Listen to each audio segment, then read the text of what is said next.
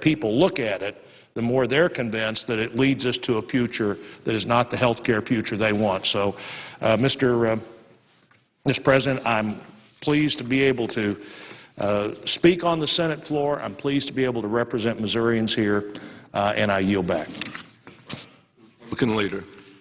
If I may, Mr. President, I believe this is the first opportunity the new senator from Missouri has had to address the Senate and his colleagues, and he's certainly chosen the most important topic to begin his career here in the Senate. And I want to just express my admiration not only for the comments that he just made on what many of us believe is right near the top of the list of America's priorities, but also his extraordinary service in the House of Representatives over the last 14 years, and welcome the senator from Missouri to the Senate.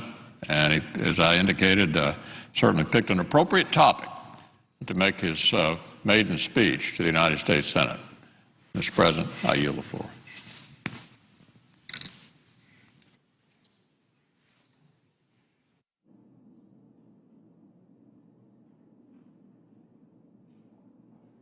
Mr. President. Senator from Ohio. I appreciate Senator Blunt's maiden speech, too, to have the honor of listening to it. Of course, I disagree with his comments. I've heard all this before, Mr. President. I've heard Republicans say this is a bad law, that we've got to deal with all these issues. I hear that over and over, but I also notice by even a cursory observation or look back in our nation's recent history that when President Bush was in office, when Republicans controlled the House of Representatives, Republicans controlled the Senate, the only thing they did on seniors, on anything relating to health care or pensions, was try to privatize Social Security. They didn't really do anything to try to provide health insurance for people that don't have it. They passed no real consumer protections in terms of eliminating pre-existing. They did minor things, but in terms of eliminating pre-existing conditions, they did nothing for 23-year-olds to stay on their parents' health care plan. They were woefully inadequate in their efforts to assist small business in providing health insurance for their employees. So, Mr. President, it really is the same kind of empty rhetoric that we've heard from Republicans for years. They don't like it. They don't like doing it this way. They want to repeal it, and then they want to fix it, but they don't really want to fix it because they've really offered nothing to fix it, particularly when they had the ability to pass something through both houses and get it signed by the President.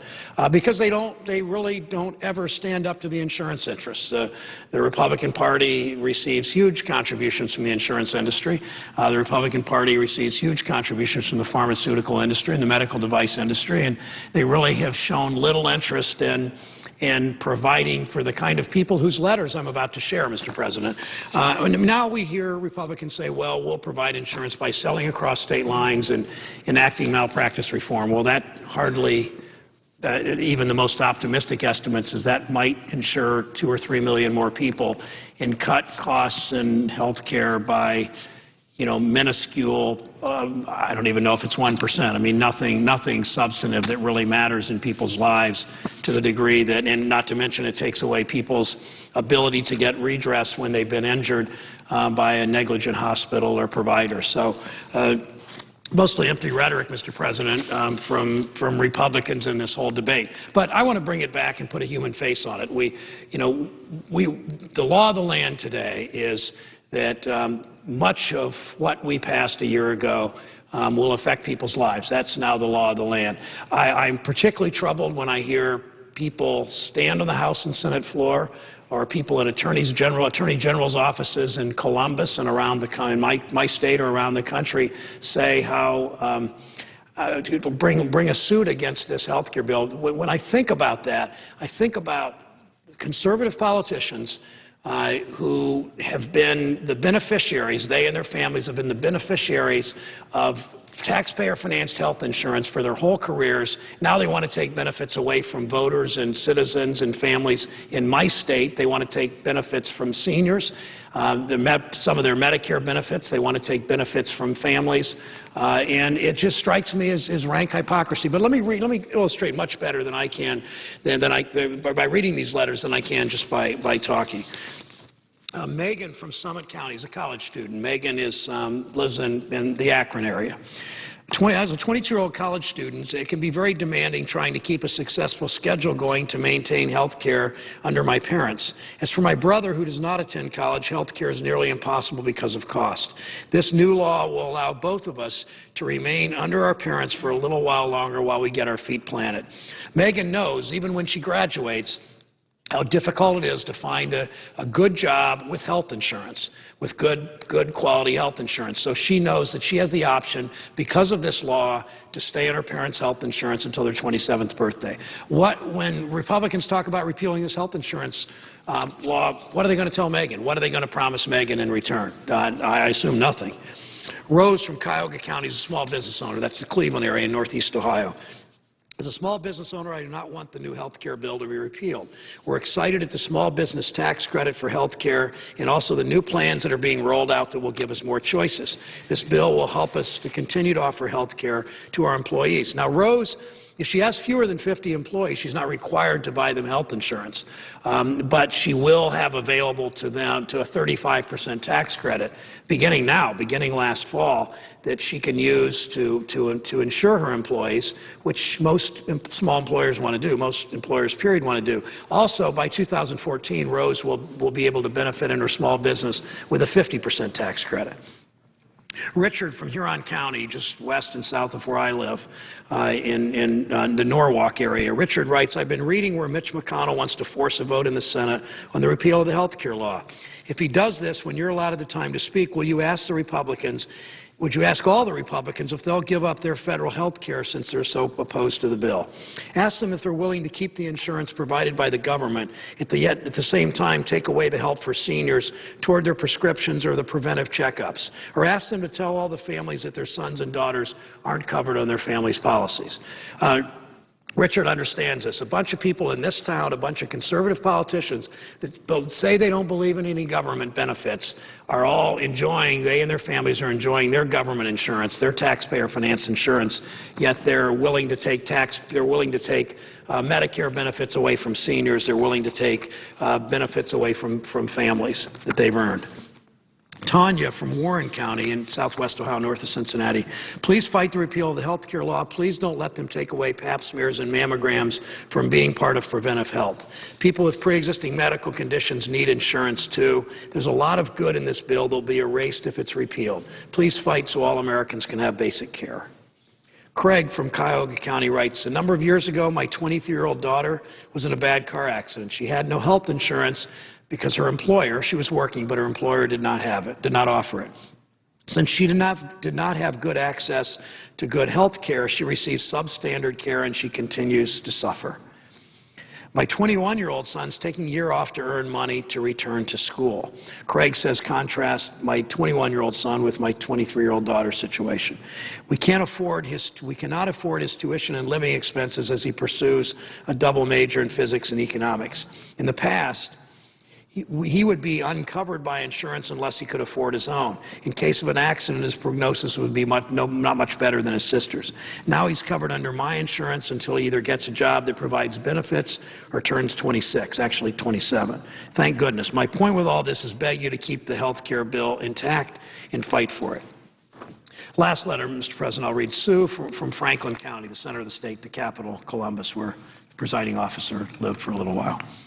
Please do not let the Republicans take away my daughter's health insurance. My husband and I are retired civil servants on a fixed income.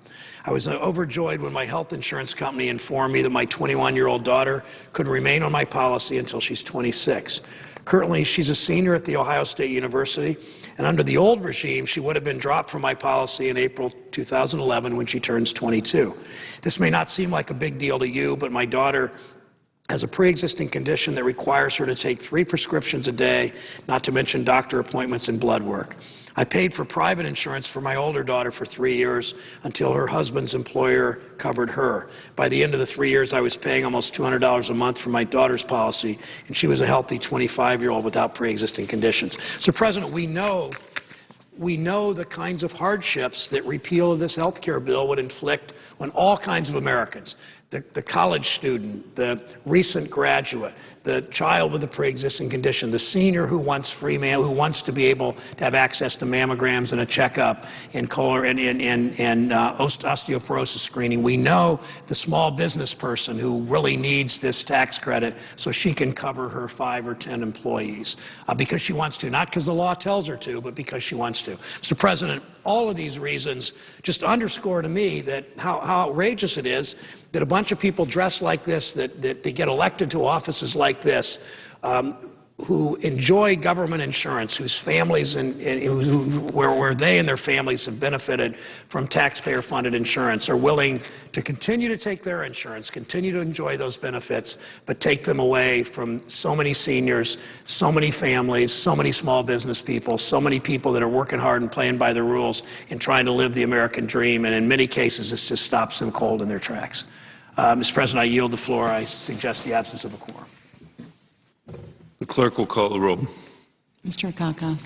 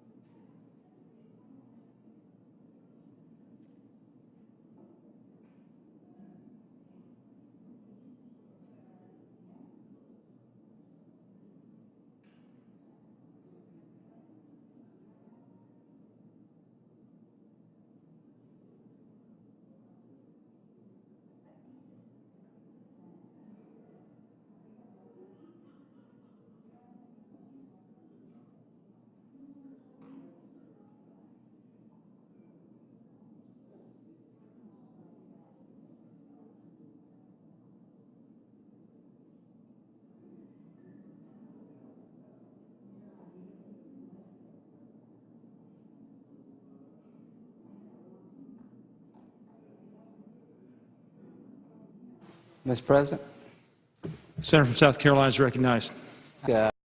Unanimous consent to terminate the quorum call. Without objection. Health care.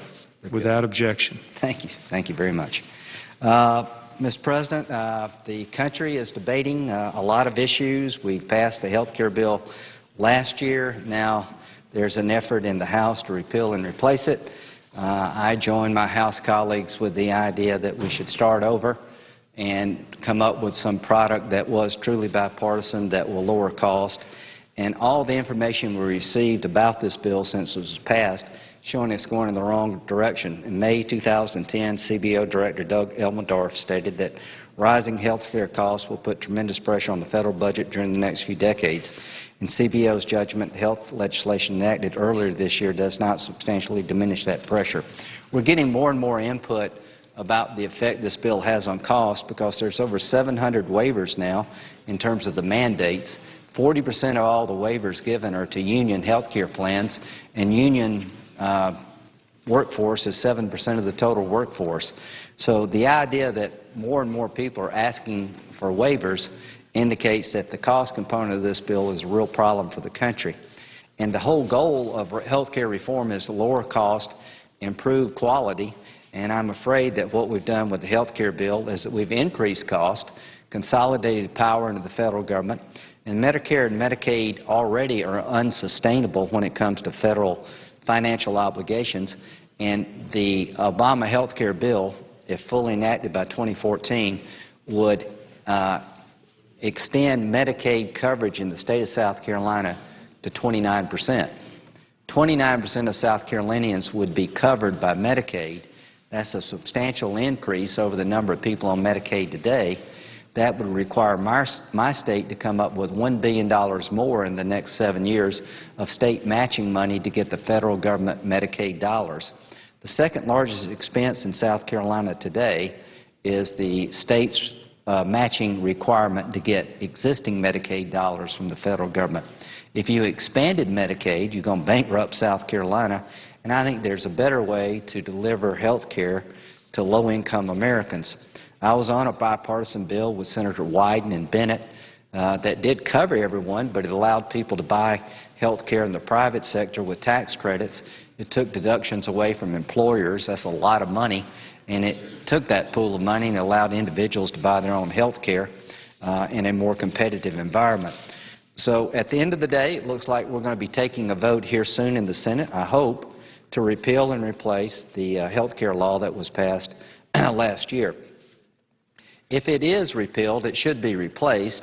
And the way you replace something this complicated that affects 1/5 of the economy is you do it deliberately, you do it in a bipartisan manner, and let's remember how this bill became law. It got exactly 60 votes, a party line vote in the Senate. It was passed on Christmas Eve a couple of years ago, and at the end of the day, the process I thought was not befitting of the United States Senate. There was a lot of provisions given to senators in particular states, like in Florida, Medicare Advantage participants had a lot more Medicare Advantage availability than other states. Ohio, Michigan, some health care companies in those states got special deals. At the end of the day, it was done in a back of a room in a partisan fashion, not transparent, not negotiated before C-SPAN as President Obama promised. It really reinforced the worst of politics. And it's no surprise to me that something that came out of that process is not going down well. And what I did today with Senator Barrasso, a physician senator from Wyoming, was allow states to opt out if they chose. If this is really such a good deal, let the state legislatures throughout the country decide whether or not they want to be covered by the individual mandate, the employer mandate, or Medicaid expansion. I know the answer in South Carolina. My governor, my legislators want to opt out of expanded Medicaid because it will bankrupt the state. They don't want any part of the employer mandates. So I would challenge the Congress, if repeal and replace doesn't work, let the individual states have a say about whether or not they want to be in this system. I do hope we can repeal it and replace it, and that vote's coming up soon. But the amount of tax increases in this bill, $17 billion in individual penalties, $52 billion in employer penalties, $500 billion taken out of Medicare to help pay for the uninsured. At the end of the day, the formula, the construct of this bill, I think is going to grow the size and scope of the federal government when it comes to health care at a time we need more private sector competition in medicine.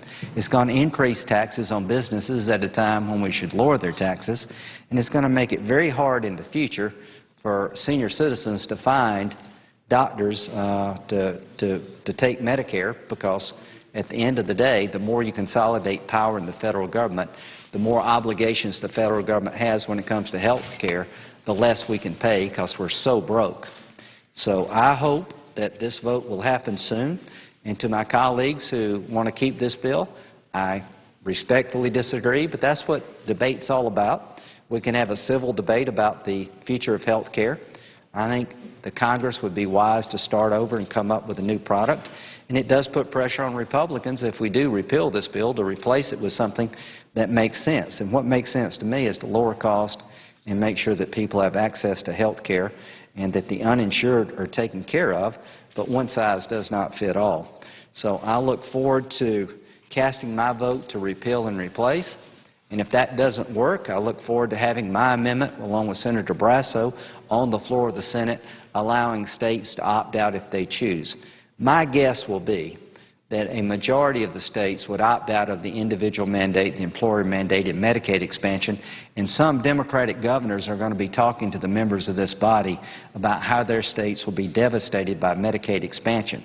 I think you're going to have some big states that are in the hands of Democratic governors that are going to feel the impact of this Medicaid expansion. They're going to petition the Congress to do something about it, and I hope we listen to them. So this vote should happen soon. We're in a new Congress. There are new people here with new ideas, and now's the time to allow the American people to participate, because most of this bill was passed in secret without a whole lot of bipartisan give and take. Now's the time to start over. Take the idea of health care reform, blank sheet of paper, and see what we can come up in a bipartisan, incremental fashion and the only way we can do that is to replace the bill we have before us. So I look forward to this debate. I look forward to the vote. And this issue is not going away. Between now and 2012, we're going to have a very serious debate about the future of health care in America. And I would argue that anybody running for governor between now and 2012 should be asked the question, if you could, would you opt your state out of the provisions I just described, the individual mandate, the employer mandate, and Medicaid expansion? And those are good questions to ask and answer. And maybe they'll have a good answer of why they would say no. But everybody running for the State House throughout the country should have a genuine debate about whether or not their state should be included in Obama health care. And that's why I hope that if we don't repeal and replace the bill with the current amendment that will be offered by Senator McConnell, that we not abandon this debate. Debating policy in a civil way is the essence of democracy. And at the end of the day, I do believe there's a better way to come up with health care reform than that chosen by our Democratic colleagues in the last couple of years. Having said that, the status quo is unacceptable. I am very much for eliminating the pre-existing illness exclusion that denies Americans the ability to buy health care when they get sick. I'm very much for shopping around and buying a plan that is best for you and your family, and if you're a low-income person, helping you make that purchase. But I don't want to consolidate any more power in the federal government when it comes to health care, because the health care obligations of the federal government, Medicare and Medicaid alone, in 20 years are going to cost as much as the entire federal government does today. This is an unsustainable course. Entitlement reform has to be embraced. But until we get to that day, I would like to restart the debate, have a new dialogue with new members of Congress who heard loud and clear in the last election the displeasure the American people have with the process, a bill that was passed in the dead of night on Christmas Eve with a lot of chicanery, replace it with a new process that leads to a better bill, and that puts us all on the hook to try to find middle ground. There was no middle ground found last time. Quite frankly, I don't think a lot of people look for middle ground. Those days are behind us. There's a new Congress. And if this election said anything to us up here in Washington, it ought to be that the country doesn't like what we're doing, Republican or Democrat, and the health care bill, the way it was passed, is the worst of Washington, not the best. And I look for better days, and I know the Senate President tonight has genuinely tried to reform this institution to make it more reflective of the American people's hopes and dreams. The health care bill was passed in a way that none of us, quite frankly, should be proud of. And if we start over, the obligation exists for all of us to find some middle ground to move the debate forward. So the vote will be soon. It will probably be less than 60. But that doesn't mean the debate ends. There are other ways to address this issue. So I can assure the people in South Carolina that this fight will continue, that I will do the best I can as a senator from South Carolina to make sure that the Obama health care bill, President Obama's plan that was passed by the Democratic Congress, is dramatically changed and altered before it takes hold and becomes irreversible. We've got a chance in the next year or so to fix this before it gets out of control. I hope we'll take advantage of it. I look forward to the debate. I look forward to offering solutions.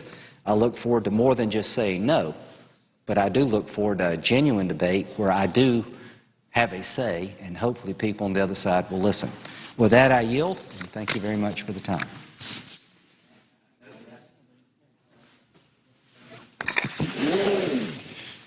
Mr. President. Senator from Pennsylvania is recognized. Mr. President, I would ask to speak as if in morning business, ask consent to do that. Without objection. Thank you, Mr. President. I rise tonight to speak about the conflict in Afghanistan from really one perspective, that is of those who have given their lives in the service of our country. And I do so knowing that we have a lot of work to do this year to debate and discuss and spend a good deal of time this year talking about the policy, what's happening in Afghanistan, whether it's our policy as it relates to security or governance or development. But tonight I just want to focus on those who gave, as Lincoln said, the last full measure of devotion to their country. And I guess at times like this, we have to ask maybe one threshold question, and it's, for me, it's this question. How do we adequately pay tribute to our fighting men and women serving in Afghanistan or anywhere around the world? And I guess the other part of that question is, how do we adequately express our gratitude for those who are serving, those who served and came back with no injury, and were able to get back to some semblance of a normal life, those who served and came back but are suffering grievously from an injury, and finally, how do we adequately express our gratitude to those who were killed in action and express gratitude to their families as well? The answer to all of those questions, I think, is we cannot adequately express our gratitude. But even though it's inadequate, even though it falls short of what we hope it could be, we still have to thank them. We still have to and should express our gratitude. So I do so tonight with a healthy dose of humility and a recognition that it's very difficult to adequately express our gratitude. We're a nation at war, and as we pay tribute to the troops who are fighting for us, we should also never forget the sacrifices of their families, the families that support those fighting men and women, and of course, by extension, support all of us. An enormous sacrifice when a loved one goes overseas, even if, as I said before, even if they serve and come back and they're okay at the end of that service. Just the time away, the things they miss in their family's life, month after month, year after year. They miss family celebrations, birthdays and weddings, and literally the birth of a child is sometimes missed because of their deployment. And that's in nowhere near an exhaustive list. So we do want to pay tribute in a very personal way to the families as well. Sometimes when we talk about our troops and I talk about our country, we search for language and stories and meaning. We look to the scriptures. We, as I've often done, quote Abraham Lincoln. We can also look to some of our more modern and current artists, and there are plenty of them we could cite. I was thinking a lot about some words from the great recording artist Bruce Springsteen. He wrote a series of songs that connected to, or I should say were inspired by the horrific events of 9/11. And most of the songs on that, what we used to call an album, the Rising, were connected to the events of 9/11. But he wrote one song which I think has, the words have direct, and the theme of the song I think has direct application to folks who are serving our country and who are, in fact, missing from their families. There's a repetition of some lines in that song where he says, "You're missing." At one point, the song goes like this. He says, "You're missing when I shut out the lights. You're missing when I close my eyes. You're missing." And he finally says, "When I see the sunrise, you're missing." And I always thought that made a lot of sense to me in terms of trying as best I can to understand what our families are going through when a loved one is deployed.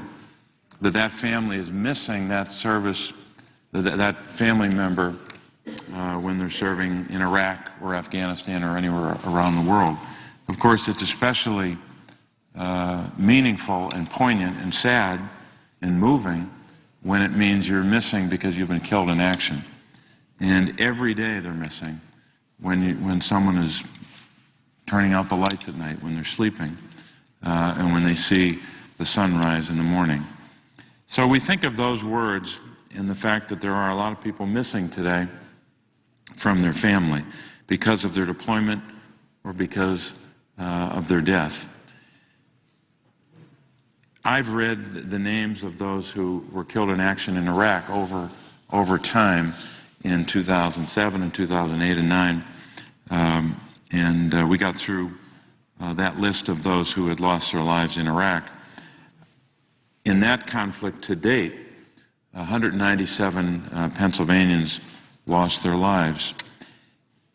And as we remember those who were killed in action from, in this case I'll be referring to the Pennsylvanians, we also must remember the wounded warriors who have returned from the battlefield.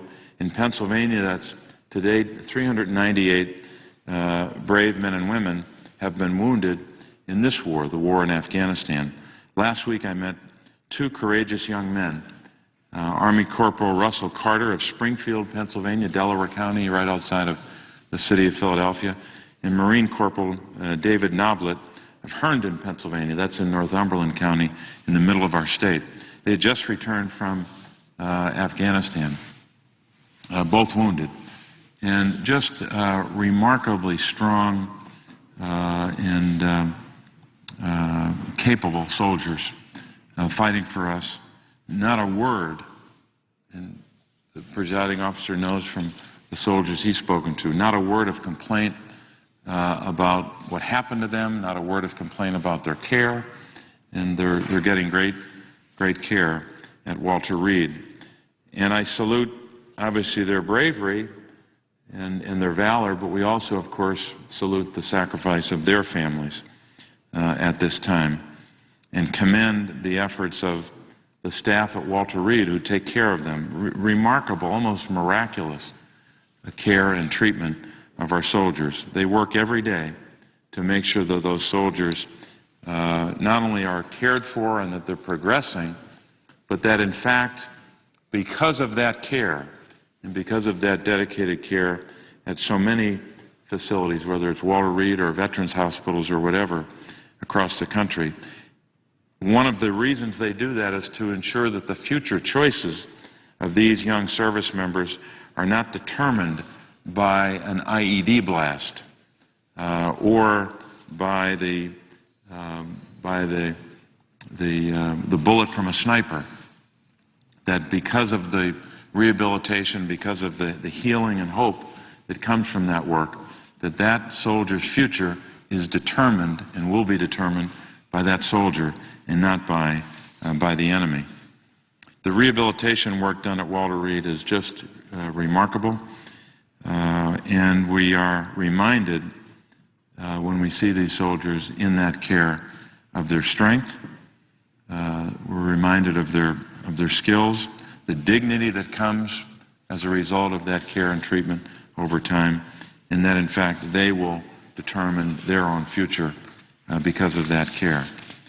So what I'll do now, just for the next couple of minutes, is I'll read the names of Pennsylvanians who have been killed in action in Afghanistan in Operation Enduring Freedom. And I'll do so in alphabetical order and read their hometown, but the alphabetical order, of course, will be based upon the last name of the soldier. So I'll start with someone actually from my home county. Sergeant Jan Arganish of Scranton, Pennsylvania. Sergeant First Class Scott Ball of Carlisle, Pennsylvania. Lieutenant Colonel Richard Berrettini of Wilcox, Pennsylvania. Captain David Boris of Pottsville, Pennsylvania. Private Matthew Brown of Zelienople, Pennsylvania. Sergeant Douglas Bull of Wilkes-Barre, Pennsylvania. Sergeant Joseph Caskey of Pittsburgh, Pennsylvania. First Lieutenant Jeffrey DePrimo of Pittston, Pennsylvania. Private First Class James Dillon, Jr. of Grove City, Pennsylvania. Private First Class Michael Dinterman of Littlestown, Pennsylvania. Staff Sergeant Troy Ezernak of Lancaster, Pennsylvania. Lance Corporal Ralph Fabry of Gallitzin, Pennsylvania. Sergeant Louis Fastuca of Westchester, Pennsylvania. Sergeant First Class Robert Fike of Conneautville, Pennsylvania. Staff Sergeant Sean Flannery of Wyomissing, Pennsylvania. Sergeant James Fordyce of Newtown Square, Pennsylvania. Petty Officer 3, John Freilich of New Kensington, Pennsylvania. Lance Corporal Michael Freeman of Fayetteville, Pennsylvania. Airman First Class Austin Gates Benson of Hellertown, Pennsylvania. Sergeant Christopher Geiger of Northampton, Pennsylvania. Second Lieutenant Michael Giordano of Apollo, Pennsylvania. Corporal Joshua Harton of Bethlehem, Pennsylvania. Sergeant Michael Heed, Jr. of Delta, Pennsylvania. Sergeant Brett Hershey of State College, Pennsylvania. Specialist Derek Holland of Wind Gap, Pennsylvania. Sergeant First Class Brian Hoover of West Elizabeth, Pennsylvania.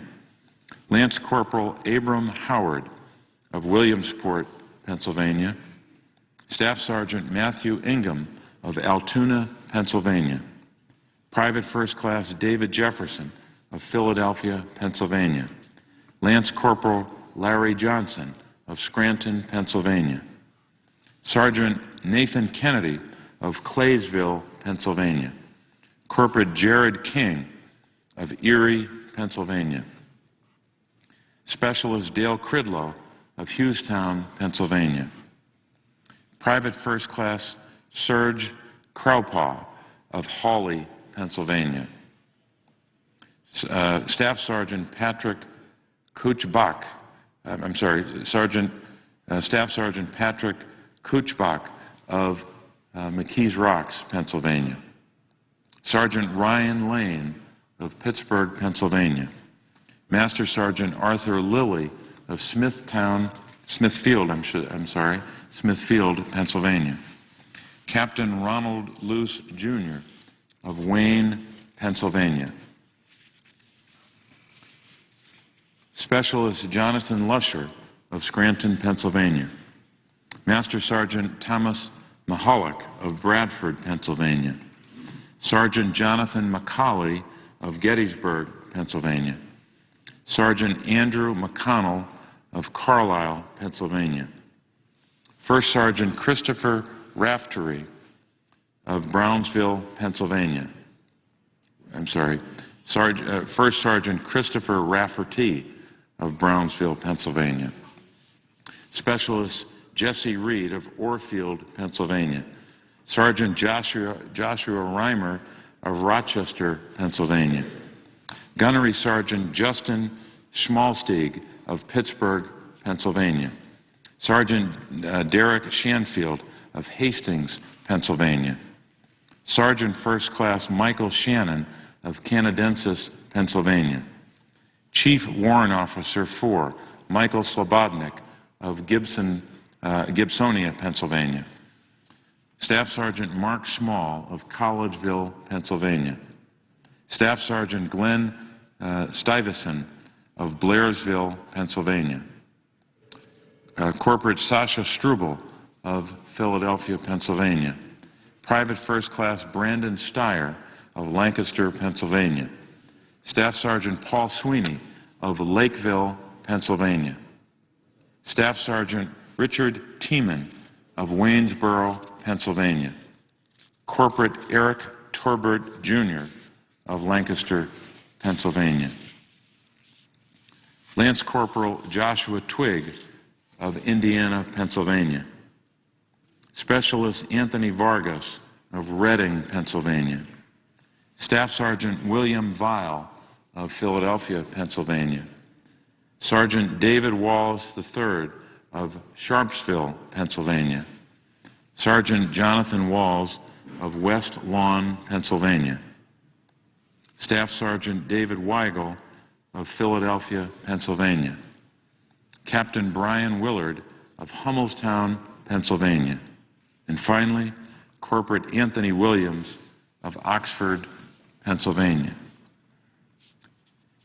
Those are the names of those Pennsylvanians who have been killed in action in Afghanistan.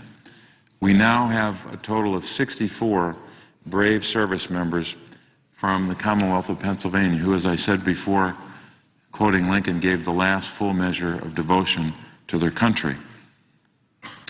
27 of these young men came from towns with less than 5,000 people. You notice in that list some came from big cities like Pittsburgh and Philadelphia and other big cities like Erie and Allentown. But 27 of the 64 came from very small communities where the death of one soldier in a town of 5,000 or less has a seismic impact on that town, a searing impact, first and foremost on that soldier's family and on their relatives and loved ones, but obviously even on the community itself. So all we can do at times like this, when it comes to paying tribute, is to do our best to convey a sense of gratitude, a sense of respect, and also to commit ourselves not only to helping the living, to help those who come after them, who have been wounded, their family and others. Lincoln also talked about him who has borne the battle and talked about those who have been wounded and their families. But all we can do for those who have been killed is to do as best we can to help their families and to pay tribute to their service and their memory, but also to make sure we're doing everything possible to get this policy right, to make sure that their sacrifice or that our policy, I should say, is commensurate with their sacrifice. So in one sense, we, as my father said a long time ago, in reference to the Gulf War of 1991, he said, we pray for them who serve. We pray for them and we pray for ourselves that we may be worthy of their valor. So tonight we do that, not only for those killed in action that I've read from Pennsylvania, but for those who have lost their lives from states across the country, including the state of Colorado that our presiding officer represents. And with that, Mr. President, I would yield the floor and note the absence of a quorum. Clerk will call the roll. Mr. Akaka.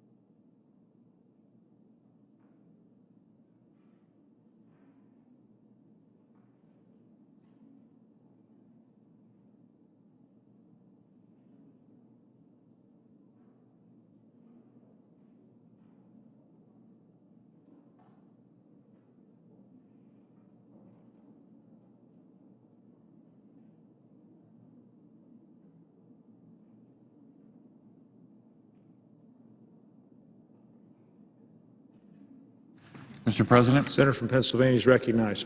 I would ask that the quorum call be vitiated. Without objection. Mr. President, first I ask unanimous consent the Senate proceed to a period of morning business with senators permitted to speak for up to 10 minutes each. Without objection.